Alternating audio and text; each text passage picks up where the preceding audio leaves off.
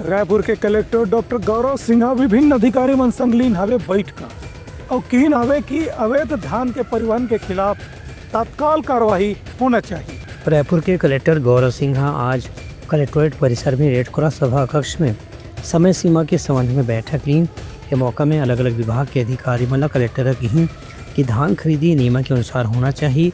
अवैध धान भंडारण के खिलाफ कड़ी कार्रवाई करे की जरूरत है।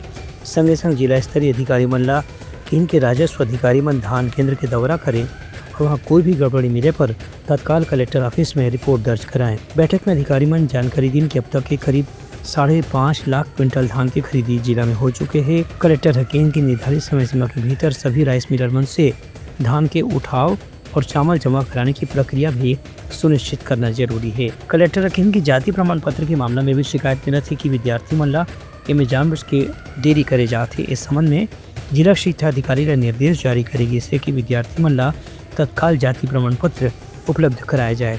संग संग अवैध खनिज के परिवहन के मामला में भी शिकायत मिले में तत्काल कार्रवाई के निर्देश कलेक्टर डहाले जारी करेगी। Bureau report Uttarakhand news.